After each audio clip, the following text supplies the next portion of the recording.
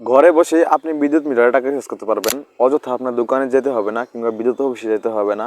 দোকানে গিয়ে আপনার টাকা রিচার্জ করার জন্য কোনো টাকা খরচ করতে হবে না। আপনি চাইলে কিন্তু আপনার হাতের স্মার্টফোনটি দিয়ে বিকাশ, নগদ কিংবা রকেটের মাধ্যমে আপনার প্রিপেড মিটারে টাকা রিচার্জ করতে পারবেন।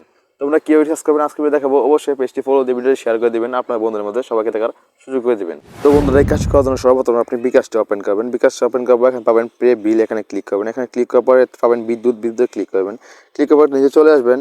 দেখতে পাবেন বিপি, এখানে প্রিপেড এটা সিলেক্ট করে নেবেন। সিলেক্ট করে নেওয়ার পর আপনি এখানে মিটার নাম্বার দিয়ে দিবেন। মিটার নাম্বার দিয়ে দেওয়ার পর পাবেন কন্ট্যাক্ট নাম্বার মানে হচ্ছে আপনি যে নাম্বার টোকেন নিতে যাচ্ছেন সেই নাম্বার এখানে দিয়ে দেবেন। তো আমি এখানে একটা নাম্বার দিয়ে দিলাম।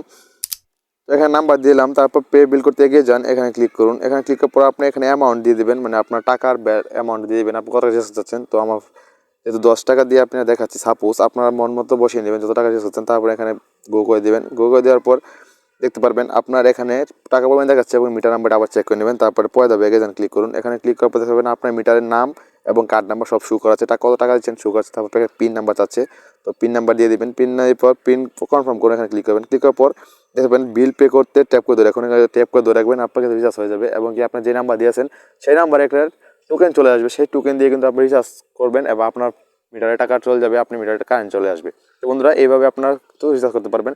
ভিডিও থাকতে একটু উপকৃত থাকেন অবশ্যই শেয়ার করে দেবেন।